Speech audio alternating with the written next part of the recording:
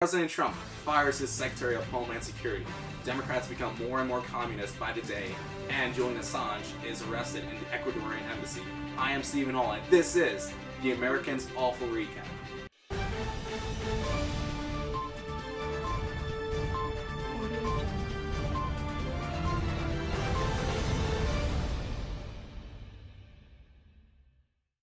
We are so happy to start this. We have a lot of news to get to, starting with number one. President Trump fires the Secretary of Homeland Security, Kristen Nielsen.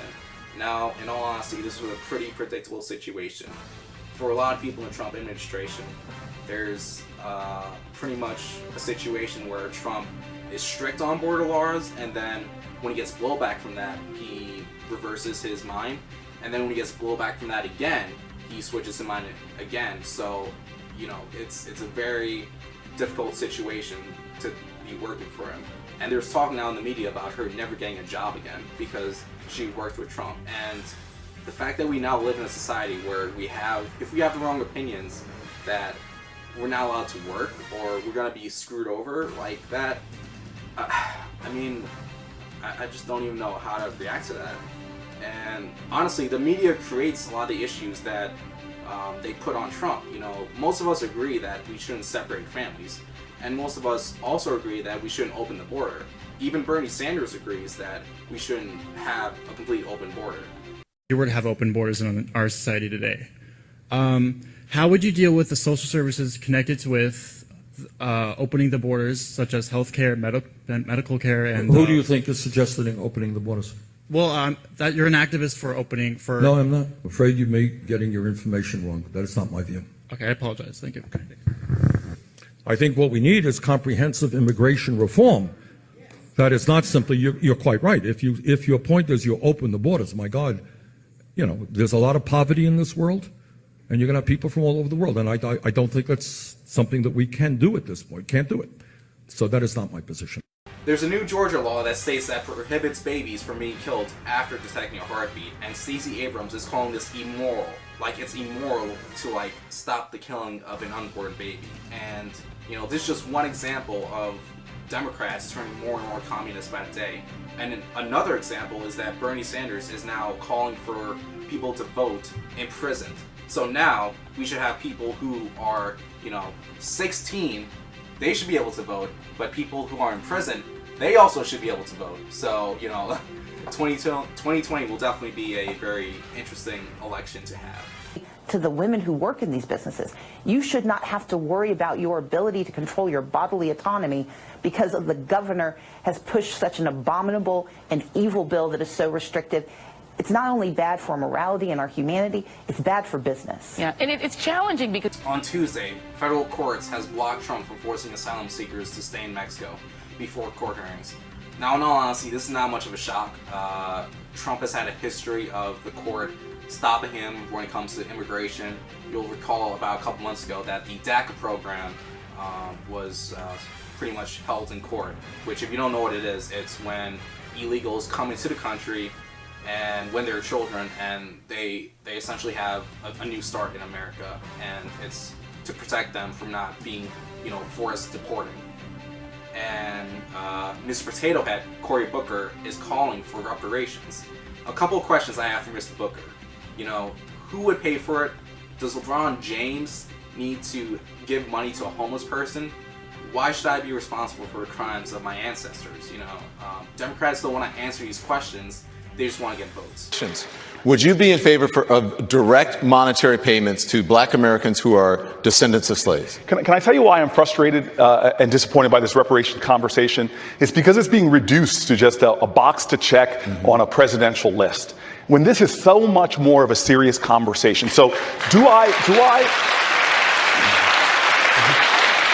support legislation that is race conscious about balancing the economic scales? Not only do I support it, but I have legislation that actually does it.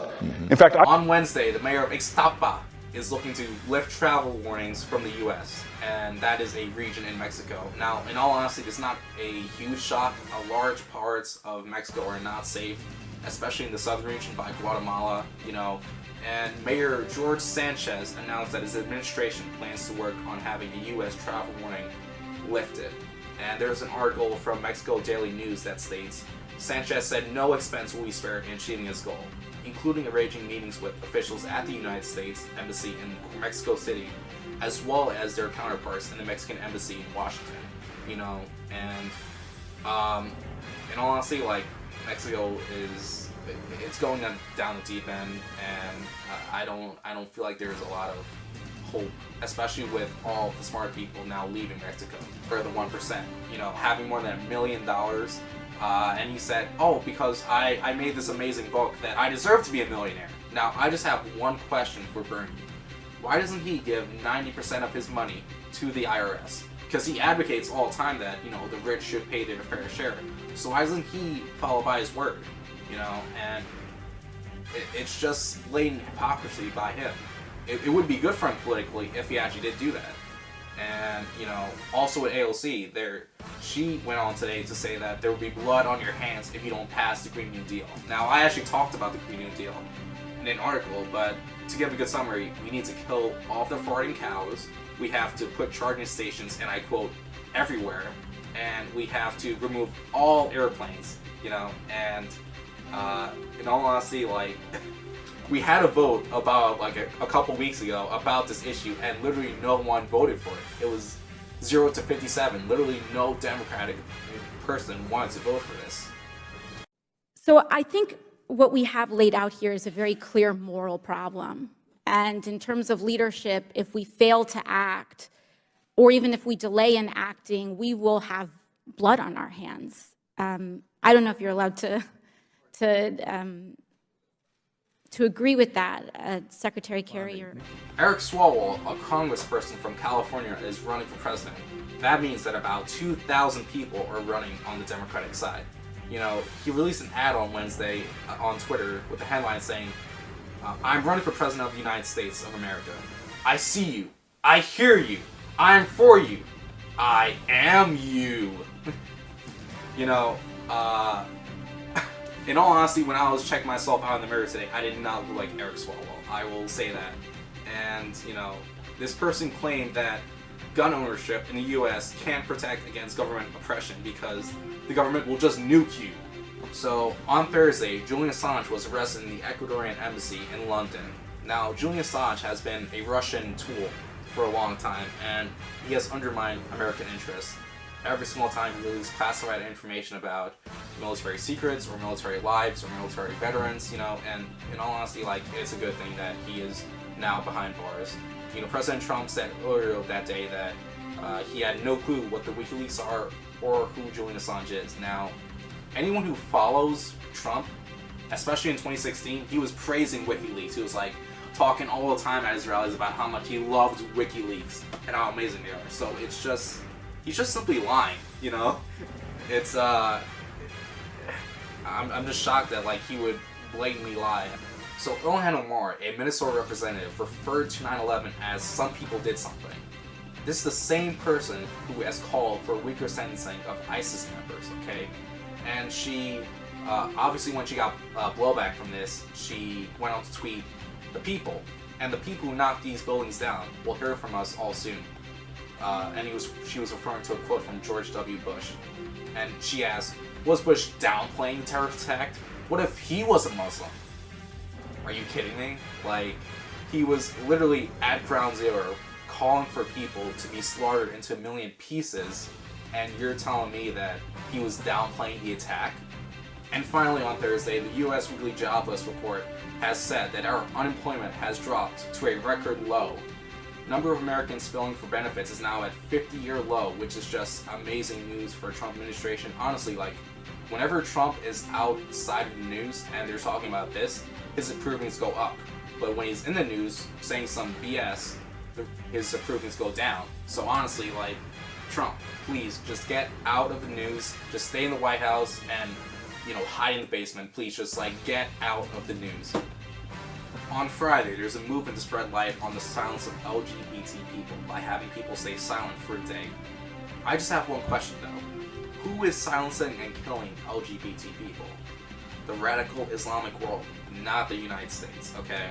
And Ilhan Omar is the main problem in all this. You know, she referred to people joining ISIS as people making a consequential mistake. Really, a consequential mistake. You know, like when you drop your phone in the toilet, okay? That's like joining ISIS to her, okay? And Rashida Tlaib who's just simply not a smart human being. You know, she went on MSNBC and stated that they never had 2 Muslim women. They never had a Palestinian American, okay? Taking it out of context, this is just a pure racist act by many of those, hateful acts by those, because she does speak the truth. I'm really outraged because as a person who has gotten direct death threats myself, I know that her life is pretty more danger. Really, she speaks the truth when she's speaking about, you know, Jewish people, saying that's all about the Benjamins. When she refers to Jewish people having their Jewish money influencing the United States, that is just her speaking the truth, really, Rashida Tlaib. How many of you are giving the silent treatment? Silence graced the halls of high schools and college campuses across the country today. National Day of Silence. Day of Silence. Day of Silence. The Day of Silence movement started in 1996. Day of Silence is actually a student-led event that's organized by GLSEN. Students take a vow of silence. My deliberate silence echoes that silence, which is caused by harassment, prejudice, and discrimination. I believe that ending the silence is the first stop toward fighting these injustices. Many of these students are in support of their gay friends, or just in support of the idea that no one should be discriminated against. It was all about students being able to attend class in a safe and respectful environment. We have a right to education just as everyone else does, and we have a right to live safely in society and to thrive in society just as everyone else does.